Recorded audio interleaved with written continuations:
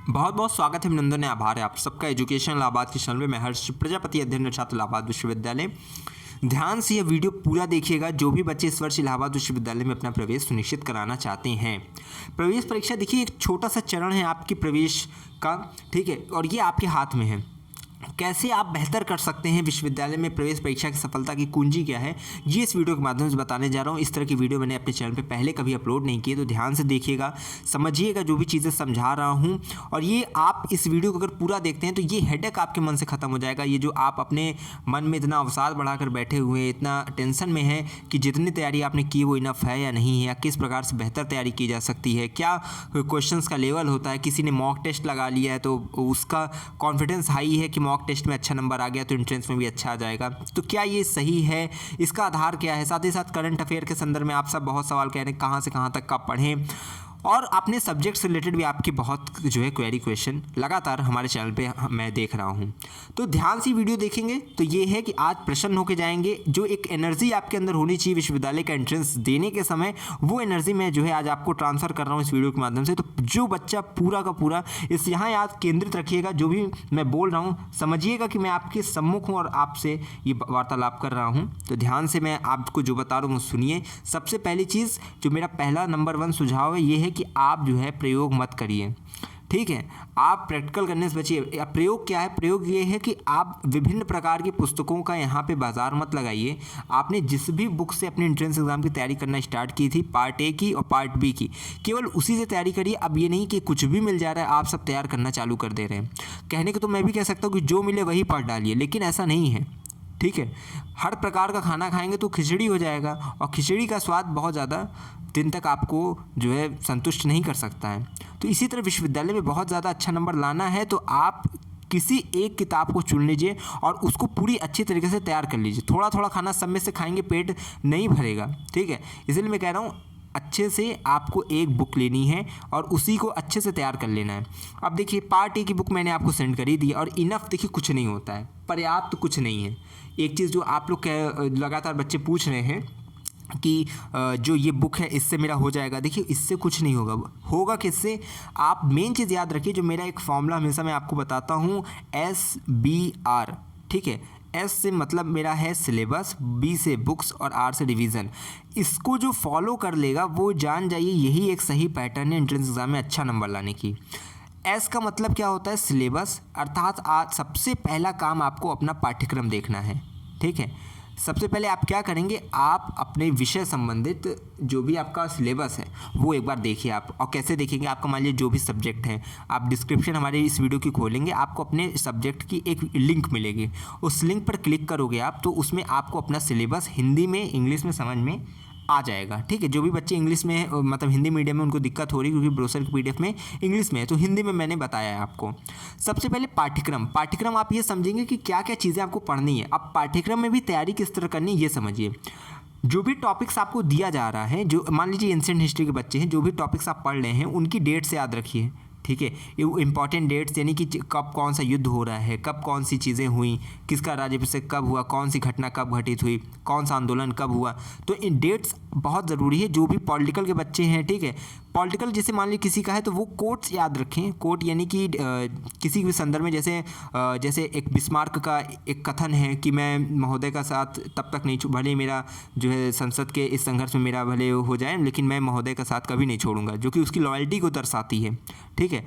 तो वो सब चीज़ें क्या है कि आपको जिसमें जो वहाँ पे लोगों ने कथन कहे हैं, ठीक है, उसको आपको याद रखना है। जैसे वहाँ पूछ सकता है कि ये कथन किसने कहा है पॉलिटिकल में, ठीक है। तो पॉलिटिकल के बच्चे क्या करेंगे, आप सब डिफिनीशन यानी अपने जो है सिद्धांत याद रखेंगे, ये सिद्धांत किसका है, ठीक है। और बहुत आपने देखा होगा बहुत विचारक हैं, उस प्रकार से सब बच्चे याद रखिएगा। मैं ऐसा नहीं कि कोई पर्टिकुलर सब्जेक्ट का बता रहा हूँ, प्रत्येक बच्चे अपने अपने विषय से संबंधित इंपॉर्टेंट डेट्स को यानी कि जो महत्वपूर्ण तिथियों को, सिद्धांतों को, किताबों को, जैसे अगर कह दिया जाए जैसे महात्मा गांधी की नहीं कि माई एक्सपेरिमेंट विद ट्रूथ, तो ये किसकी बुक किसकी पुस्तक है, ठीक है। इस तरह करके एक आपको अगर देखोगे ना तो आप लूसेंट अगर पकड़ोगे तो उसमें आपको कुछ इस तरह का रहता है कि महत्वपूर्ण किताबें और उनके लेखक, उस पर एक बार नज़र दौड़ाइए आप सब, ठीक है। कहीं ना कोई तो वहाँ से आपको फंसेगा। और जो मैंने अभी बोला कि माई एक्सपेरिमेंट विद ट्रूथ, ठीक है, इस तरह की कई सवाल आपको देखने को मिल सकते हैं।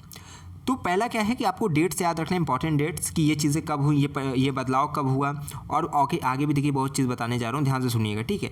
और उसके बाद बुक्स उनके राइटर, उसके बाद डिफिनीशन, इन सिद्धांत सब याद रखिएगा। दिवस देखिए याद रखिए, जैसे कौन सा डे मतलब है, ठीक है। आप अपने इंपॉर्टेंट डेट से याद रखिए, डे याद रखिए। जैसे अप्रैल में ये दिवस कब मनाया जाता है, या दिवस ये वाला कब पड़ता है, तो आपको पता रहेगा कि हाँ। कभी कभी देखिए स्पेसिफिक पूछ लेता है कि यह दिवस किस माह में पड़ता है, कभी कभी पूछता है यह किस दिन पड़ता है, तो आपको ये भी बताना पड़ेगा, हाँ 1 अप्रैल को ये पड़ता है। मूर्ख दिवस कब है, तो 1 अप्रैल को है, ठीक है। ये तो बाई एग्जाम्पल मैंने बताया, ये नहीं पूछा जाएगा। हाँ ठीक है, ये सब चीज़ ध्यान रखना है कि आपको जो दिवस है, महत्वपूर्ण दिवस, उसको याद रखना है कि इस महीने का, ठीक है, 12 महीने में कौन कौन इंपॉर्टेंट डेट्स हैं। साथ ही साथ जो आपको जो मैं बता दूं करंट अफेयर में एक चीज़ याद रखिएगा, जो अभी कुछ समय पहले आपके जो दिवस मनाए गए हैं, ठीक है, उनकी थीम क्या है ये याद रखिएगा, किस थीम पर ये हुआ है, ठीक।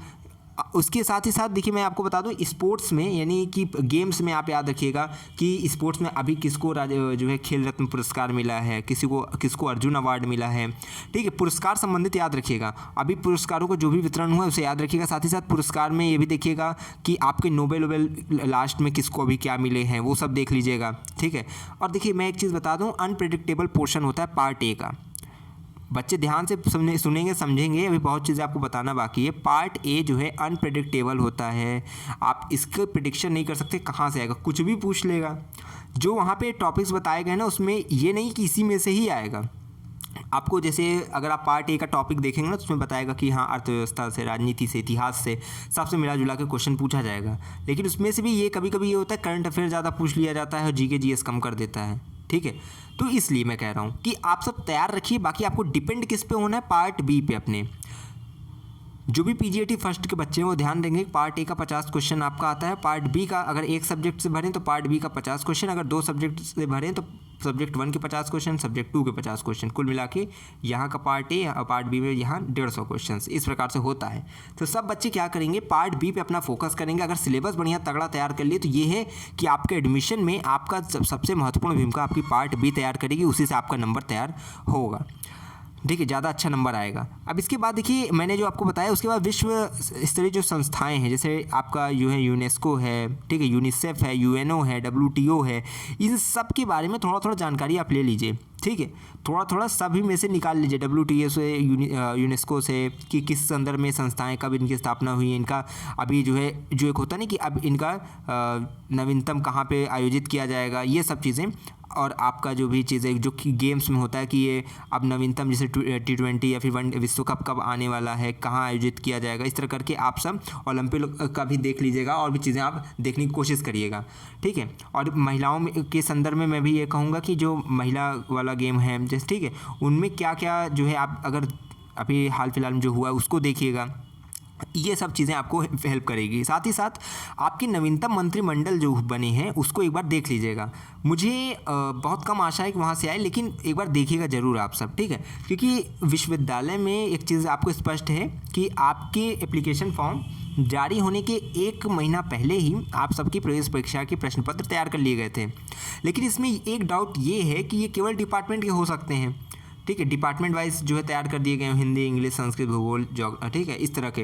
अब आपके जो पार्ट ए का यानी करंट अफेयर का, GK GS, Hindi, English, reasoning का ये सब पोर्शन है, हो सकता है ये नवीनतम जो है डाटा पे आधारित हो। तो आप सबको मैं यही सजेस्ट करूँगा कि आप सब अपने एप्लीकेशन फॉर्म जारी होने तक जितना भी करंट अफेयर आपको मिले, 16 मई आपको जारी किए गए थे, उससे पहले का आपको जितना मिले वो पार्ट डालिए। बाकी देखिए आपका जो मंत्रिमंडल नवीनतम बना है वो तो जून में बना हुआ है, ठीक है। तो लेकिन आपको नवीनतम मंत्रिमंडल पे एक बार नज़र डालनी है कि कौन सा जो है विभाग किसको प्रदान किया गया, किस क्षेत्र का जो है किसके हाथ में है, कौन कौन इस वर्ष पहले ये होता है ना कि कौन इस वर्ष जो है पिछले वर्ष सीट में था लेकिन इस वर्ष जो है नहीं है, ठीक है। तो ये सब चीज़ें आपको ध्यान में थोड़ा बहुत लेकर चलना है। साथ ही साथ रीजनिंग में अगर मैं बताऊं आपको, तो एक चीज़ मैं हमेशा कहता हूं, ऊंचाई, दूरी वाला, चाल, गति वाला, ये सब रीजनिंग आप देख लीजिएगा, ठीक है। रीजनिंग में जैसे होता नहीं कि एक अक्सर सवाल आता है, ये ना ग्रेजुएशन लेवल पे भी आता है, पोस्ट ग्रेजुएशन में, कि मान लीजिए टंकी है, पानी यहाँ से आ रहा है, सीढ़ी इतनी लंबी लगी, कितनी देर में भरेगा। ये सवाल जहाँ भी मिलेगा करंट अफेयर में उसको देख लीजिएगा, अच्छी तरह से पढ़ उड़ लीजिएगा, हो सकता है किसी न किसी पेपर में आपका फंस जाएगा ये। साथ ही साथ संबंधात्मक अपना जो है रीजनिंग आप तैयार करिएगा कि जो है आप कहते हैं ना कि खून के रिश्ते वाला एक ठो होता है कि ये अगर ये हमारा जो सामने दिख रहा शख्स ये मौसी लग रही है, नानी की लड़की है, तो इसका तुमसे क्या संबंध है, इस प्रकार से जो है जो पूछा जाता है वो आपका इंपॉर्टेंट होता है, तो उसको आपको देखना है। साथ ही साथ आप अगर चाहें तो यहाँ पे मैंने जो चीज़ें बताई हैं उसको एक बार देखिएगा और आप सब ज़्यादा प्रयोग करने के संदर्भ में मत रहिएगा। जो भी मैंने आपको बताया है, क्या बताया है, SBR यानी आपका सिलेबस, बुक्स और रिवीजन। सिलेबस मैंने तो आपको इतना समझाया है कि यही देखिए आपका 3 देखा है सफलता की मेन कुंजी है कि सिलेबस, सबसे पहले पाठ्यक्रम क्लियर कर लीजिए क्या क्या आपके पाठ्यक्रम में है। ये आपको पाठ्यक्रम आपके ब्रोशर की PDF में मिलेगा या डिस्क्रिप्शन में जो वीडियो की लिंक दी है उससे आपको समझ में आ जाएगा। सिलेबस से आपको ये पता चलेगा पढ़ना क्या है, बुक से आपको ये पता चलेगा कि जो आपने पढ़ा हुआ है उसमें किस प्रकार के क्वेश्चंस बनते हैं, कौन सा पोर्शन आपका स्कोरिंग है, तो आप उस पर अपना ध्यान लगाएंगे। रिवीजन से क्या है मेरा तात्पर्य कि जितना आपने पढ़ लिया है, अब सिलेबस भी हो गया, बुक्स भी हो गया, रिवीजन से क्या तात्पर्य है कि आपने जितना पढ़ा है उसको ये है कि 2 दफ़ा रिवाइज कर लीजिए, ठीक है। और रिवीजन के बाद आपका जो है ये काम खत्म हो जाता है, ये फार्मूला खत्म हो जाता है। उसके बाद यही है कि आप अपनी जो है स्पीड बढ़ा लीजिए। फिर स्पीड का मतलब है करंट जो है आपका रीजनिंग का संदर्भ। रीजनिंग बहुत समय ले लेता है, जो बच्चों का जो है हाथ नहीं तेज होगा, तो मैं आपसे यही कहूँगा फिर अगर आप रीजनिंग पे बहुत ज़्यादा पकड़ आपकी नहीं है तो आप सब ये करिएगा, पहले अपने सब्जेक्ट क्वेश्चन को अच्छे से पढ़ के अटैम्प्ट कर लीजिएगा, वरना रीजनिंग में दिमाग लग गया तो बाकी सब याद भी रहेगा तो वो भी जो है कहीं ना कहीं वो दिमाग से उतर जाता है। तो रीजनिंग पे पहले पकड़ बनाइए, रीजनिंग पे हाथ साफ कर लीजिए जितने भी आपको लग रहे हैं, और क्वेश्चन देखकर समझना सीखिए कि ये आने वाला है या नहीं आने वाला है। जैसे अक्सर मेरी आदत है कि मैं जब क्वेश्चन देखता हूँ और उसके जो है आपने जैसे मेमोरी बेस्ड पेपर आपने लिया होगा, देखिए PYQ कहीं नहीं आता है। ये एंट्रेंस एग्ज़ाम के क्वेश्चन पेपर एंट्रेंस एग्ज़ाम के एप्लीकेशन फॉर्म आने से 2 महीने पहले से मैं आपको अपनी वीडियो के माध्यम से बता रहा हूँ कि PYQ नहीं आ रहे, लेकिन इतने महानुभाव हमारे जो है ग्रुप में बच्चे हैं कि अभी भी PYQ के लिए तलाश जारी रखे हुए हैं। मैं हमेशा कह रहा हूँ प्रीवियस ईयर क्वेश्चन पेपर नहीं आता है यूनिवर्सिटी का। क्यों? क्योंकि जब आप इस वर्ष अभी जाएंगे ना पेपर देने, तो आपका जो पेपर रहेगा वो जमा करा लिया जाएगा। तो विश्वविद्यालय का जो प्रवेश परीक्षा का पेपर होता है वही केंद्र में जमा करा लिया जाता है, परीक्षा कक्ष में वो बाहर नहीं आ पाता है। तो आपको मेमोरी बेस्ड पेपर यानी MBP मिलेगा। मेमोरी बेस्ड पेपर ये क्या होता है, जितना बच्चों को याद रहता है उसी के आधार पर प्रकाशक द्वारा वो मुद्रित किया जाता है, ठीक है। तो आपको मेमोरी बेस्ड पेपर से थोड़ी हेल्प मिलेगी, किस प्रकार से आपके पेपर आते हैं, उसे मॉडल पेपर भी बोला जाता है। इस प्रकार से आप अगर उसको लेंगे तो आपको ये थोड़ा हेल्प हो जाएगी। तो आप सब मेमोरी बेस्ड पेपर ले लीजिए, नहीं है तो ले लीजिए, कटरा में मिलता है। जो बच्चे देखिए बाहर से हैं, जो बच्चे बाहर से हैं, इलाहाबाद से नहीं हैं, वो भी नहीं परेशान होंगे। कोई भी चीज़ ये नहीं तय करती है कि वो आपका एडमिशन मेन कैंपस में करा ही देगी। निर्भर करता है कि आपका अंदर से आप कितने मजबूत हैं, आपका जो है कितना आप अंदर से कॉन्फिडेंट हैं किसी भी चीज़ को लेकर। अच्छे से कोई भी चीज़ पढ़ेंगे तो आप उसमें से भी, ठीक है, जीरा को भी हीरा बना लेने की जो है आपके अंदर ताकत है। लेकिन आप ये कि दूसरों के चक्कर मत पड़ा करिए, हर समय मदद मांगा करिए। मैं हमेशा कहता हूँ जो चाहते हैं मदद सभी से जलील होते हैं, जहाँ में नवाजती है उन्हीं को दुनिया जो मांगते सिर्फ खुदा से, ठीक है। तो आप सब ज़्यादा परेशान मत होइए, ज़्यादा हड़बड़ाना नहीं है कि बहुत ज़्यादा हाथ पैर मार रहे हैं कि ये भी पढ़ लें वो भी पढ़ लें। नहीं, जो चीज़ का सिलेक्शन आपने किया, जिस बुक को आपने चुन लिया उसी से अच्छा तैयारी करिए। लूसेंट उठा लीजिए, लूसेंट से कुछ अच्छी अच्छी चीज़ें आप अपना जो है जो मेन आपको लगे वो पढ़िए, ठीक है। बाकी मैं हमेशा कहता हूँ कि यहाँ पर टूटते देखे हमने दर्प शाहों के, फ़कीरी हो अगर मन में तो कासा जीत जाता है। हमेशा जीत निश्चित तो नहीं है, तेज़ धावक की रवानी हो जो जीवन में तो कछुआ जीत जाता है। तो ये मेरी पूरी की पूरी आप सबको जो मेरा आज का मेन मोटिव था वो यही बताना था कि आपको अपने प्रवेश परीक्षा देने से पहले अपना एक लक्ष्य निर्धारित कर लेना है कि क्या आपका लक्ष्य है, यानी कितना नंबर आप ले आना चाहते हैं विश्वविद्यालय में अपने प्रवेश के लिए। मैंने बताया ना कि 3 स्टेप में आपका प्रवेश यहाँ पे होता है। पहला आपकी प्रवेश परीक्षा, दूसरा आपका कट ऑफ, तीसरा आपकी काउंसलिंग।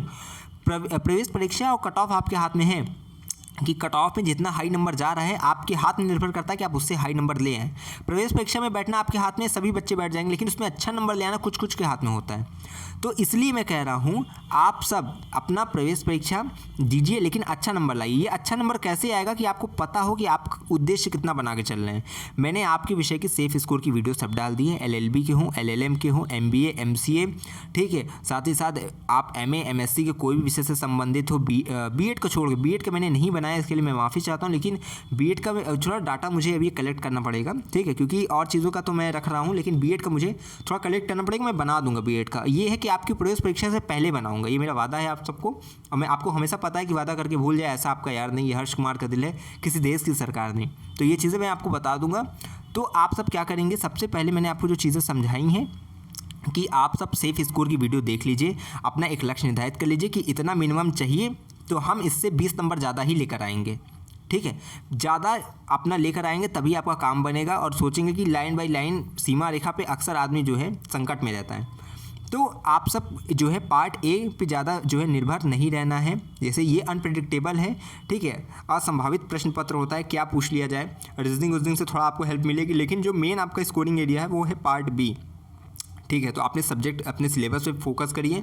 जो बच्चे एक विषय से भर दिए, 2 विषय से भरे हैं, 3 विषय से भरे हैं, वो सब ज़्यादा परेशान नहीं होंगे। आपके एग्जाम पैटर्न जो है, मैंने एक वीडियो की लिंक ऊपर जो है लिंक आई बटन पे लिंक लगा दी है, डिस्क्रिप्शन में जो है लिंक दे दी है, आप सब जाकर देखिएगा अपनी वीडियोज़ को, ठीक है। और हमेशा मैं कहता हूँ एक कमिटमेंट आज अपने जो है इस कमेंट बॉक्स में आप सब करके जाइएगा। एक कमिटमेंट बहुत ज़रूरी है, क्योंकि जब देखिए आप कोई बात अकेले में कहते हैं ना तो आप पलट जाएंगे उससे, लेकिन आप जब वही बात 4 के बीच में कहते हैं तो आप उससे नहीं पलट सकते हैं। तो आज कमेंट बॉक्स में जो भी बच्चे विश्वविद्यालय में सच्चे मन से एडमिशन लेना चाहते हैं वो कमेंट बॉक्स में ये लिखेंगे कि वो कितना नंबर लेकर आ रहे हैं इस वर्ष एंट्रेंस एग्जाम में। और इस वीडियो को देखने के बाद वो उतनी ही मेहनत से, जितनी शिद्दत से आप कमेंट लिख रहे हैं, उतनी शिद्दत से आप पढ़ाई में जुट जाएंगे। देखिए कमिटमेंट का बहुत असर होता है ज़िंदगी में। आपको पता होगा एक मैच हुआ था इंडिया वर्सेस ऑस्ट्रेलिया का, जिसमें ब्रेड हॉग ने सचिन तेंदुलकर को बोल्ड किया था, ठीक है। वो नवीनतम उस समय खिलाड़ी, ठीक है, उत्कर्ष आभा मंडल तेज था, और उन्होंने जो है सचिन तेंदुलकर जैसे ग्रेट बैट्समैन को जो है बोल्ड किया था। और जब मैच खत्म हो जाता है तो एज कहते नहीं कि फ़ैन, वो जो ब्रेड हॉग जो है उस बॉल को जिससे उन्होंने बोल्ड किया था सचिन को, वो बॉल लेकर पहुँचे, उन्होंने उस पर कहा था कि सर इस पर अपना ऑटोग्राफ दे दीजिए, आज मैंने आपको बोल के ये मेरी ज़िंदगी का सबसे सुनहरा दिन है। तो सचिन तेंदुलकर ने उस बॉल पे जानते हैं क्या लिखा था? उन्होंने लिखा था ये दिन तुम्हारी ज़िंदगी में फिर कभी नहीं आएगा। और ये लिखने के बाद सचिन तेंदुलकर का और ब्रेड हॉग का उस मैच के बाद ये सब जब हुआ, ये उसके बाद 30 से भी ज़्यादा उनके जो है आमने सामने हुए, इनकाउंटर हुए। लेकिन ये मतलब T20, IPL, ये वनडे, ये सब मिलाकर 30 से भी ज़्यादा उनका आमना सामना हुआ, लेकिन ब्रेड हॉग फिर कभी सचिन तेंदुलकर को आउट नहीं कर पाया। इसलिए मैं कहता हूँ कमिटमेंट का जीवन में बहुत असर होता है, और यही एक है कि जो आम व्यक्ति को एक लेजेंड बना देता है, ठीक है। तो आप सब जो बोल दिया करिए उसे करने में लग जाइए, क्योंकि देखिए आपने जो मान लीजिए वो उन्हें बोल कर देते, ठीक है, और उसके बाद ऐसा कुछ ना उन्होंने लिखते ना करते, तो आज ना एक मिसाल हमारे समक्ष होती ना उनके लिए जीवन में होती। तो इसलिए ज़रूरी कि आप एक कमिटमेंट लिखें और करें, ठीक है। तो आज सब बच्चे अपना एक कमिटमेंट करेंगे कमेंट बॉक्स में कि वो कितना नंबर ले आ रहे हैं। अगर कमेंट बॉक्स में नहीं करें तो आप स्वयं से अपने जीवन में करिएगा कि हाँ आप कितना जो है अंक ले आकर विश्वविद्यालय में अपना प्रवेश सुनिश्चित कराना चाहते हैं, और दिन रात फिर उसी ध्येय के साथ आगे बढ़िएगा, ठीक है। मैं हमेशा कहता हूँ द्वंद्व कहाँ तक पाला जाए, युद्ध कहाँ तक टाला जाए, तू भी है राणा का वंशज, फेंक जहाँ तक भाला जाए। इसलिए कोशिश जारी रखिए। इलाहाबाद विश्वविद्यालय में प्रवेश का संघर्ष ज़्यादा बड़ा नहीं है। इस समर में हारा वही है जो सही से लड़ा नहीं है, ठीक है। नींद चैन को त्यागो तुम, संघर्ष का मैदान छोड़ के मत भागो तुम, बिना कुछ किए जय जयकार नहीं होती, कोशिश करने वालों की कभी हार नहीं होती, ठीक है। तो मैं अपने इस वीडियो की आखिरी लाइन, बस ये आपको पता होगा मिस इंडिया 2020 की जो रनर अप रही थी मान्या सिंह, उनकी एक लाइन है कि तू खुद की खोज में निकल, तू किस लिए हताश है, तू चल तेरे वजूद की समय को तलाश है, ठीक है। तो आप सबको मैं मेरी तरफ से अपनी प्रवेश परीक्षाओं के लिए, आप सबकी प्रवेश परीक्षाओं के लिए और विश्वविद्यालय में आगामी प्रवेश के संदर्भ में बहुत बहुत शुभकामनाएं हैं कि आप अच्छे से अच्छा अंक अपनी प्रवेश परीक्षा में ले आइए और अपना प्रवेश इलाहाबाद विश्वविद्यालय मेन कैंपस में सुनिश्चित कराइए, और हमको आप सबसे मिलने का अवसर प्राप्त हो, ठीक है। तो आप सब अपनी तैयारियां करिए, बहुत ज़्यादा ग्रुप में परेशान नहीं रहना। बच्चे देखिए जो जिनके पास बहुत फालतू का समय है वही इस समय ग्रुप में इधर उधर बातचीत कर रहे हैं। टेलीग्राम ग्रुप देखिए है आप सबकी हेल्प के लिए। अब उसमें कई बच्चे को मैं देख रहा हूँ ज़बरदस्ती का मैसेज करते हैं, रिप्लाई नहीं मिलता है, और मैं देखिए रिप्लाई करता भी नहीं, क्योंकि मुझे पता है कि अब ग्रुप में 10 बच्चों का फालतू मैसेज है, फिर एक का बच्चे का काम का मैसेज आता है, मैं उसका रिप्लाई करता हूँ, तो जो बच्चे ऐसे मैसेज किए उनको लगता है कि मैं उनके मैसेज का रिप्लाई नहीं कर रहा हूँ। तो आप वो सब समझा करिए। आप सबकी जो, और मैं बताऊँ जो समझदार बच्चे होते हैं वो ग्रुप में मैसेज करते ही नहीं हैं। जितनी भी लड़कियाँ और लड़के समझदार हैं, एक्चुअली में जो समझदार हैं, ठीक है, वो क्या करते हैं, मुझे एक पर्सनल मैसेज कर देते हैं। मान लीजिए वो सुबह कर दिया और रात को उनको सबको पता है, जितने भी बच्चे मुझे रेगुलर देखते हैं, उनको पता है कि भैया 11 बजे ऑनलाइन आते हैं, तो जितनी भी लड़कियां रहती हैं ना वो सब सुबह ही का मैसेज, लड़के सुबह ही का मैसेज कर देते हैं, 11 बजे आके जिनका एडमिट कार्ड डाउनलोड करना रहता है मैं कर देता हूँ, जो बताना रहता है बता देता हूँ, जिनके जरूरी सवाल रहते हैं उनका रिप्लाई करता हूँ, जिनके निराधार क्वेश्चंस रहते हैं उनको फिर जो है मैं इग्नोर कर देता हूँ। तो जितने भी समझदार बच्चे हैं ना, जिनको पता रहता है कि हम हेल्प कहाँ से मिलने वाली है, कहते हैं दुनिया में सैकड़ों दर्दमंद मिलते हैं लेकिन काम के लोग चंद मिलते हैं, जब भी पड़ती किसी अपने की ज़रूरत सबके दरवाजे बंद मिलते हैं। तो आप सब ये समझता मतलब पूछने से पहले ये देखा करिए कि सामने वाला उतना समर्थवान है कि नहीं, वो आप बता पाएगा कि नहीं। जो आपके साथ स्वयं सहपाठी है वो आपको फिर उतना नहीं अच्छे से बता सकेगा, लेकिन हाँ अगर आप किसी की हेल्प कर सकते हैं, आपके पास कोई PDF है, आपके पास कुछ स्टडी मटेरियल, तो आप ग्रुप में उसे सेंड किया करिए, ठीक है। आप हेल्प करना चाहें तो करिए, लेकिन बेफालतू के सवाल मत पूछिए। मैं हमेशा कहता हूँ गमों की आँच पे आंसू उबाल कर देखिए, बनेंगे रंग किसी पर भी डाल के देखिए, आपके दिल की चुभन भी ज़रूर कम होगी, किसी के पाँव का कांटा निकाल कर देखिए, ठीक है। लाभ देखिए जब भी लिखा करिए ना, देखिए लाभ का उल्टा होता है भला, तो अगर आप भला किसी का करेंगे तो लाभ आपका होगा अवश्य। इसीलिए विश्वविद्यालय के इस प्रवेश प्रक्रम में आपका देखिए नवीनतम जीवन प्रारंभ हो रहा है, एक नया उषा काल आपके जीवन का हो रहा है। इसमें आप जो है सभी की मदद करिए, लोग आपकी मदद करेंगे, आप सबका भला करेंगे तो आपका लाभ ही निश्चित है, ठीक है। तो लगातार जुड़े रहिए हमारे साथ, हमें विश्वविद्यालय के पास कोई भी खबर की खास पहुंचाते रहेंगे आपके पास। बहुत बहुत धन्यवाद, बहुत बहुत आभार।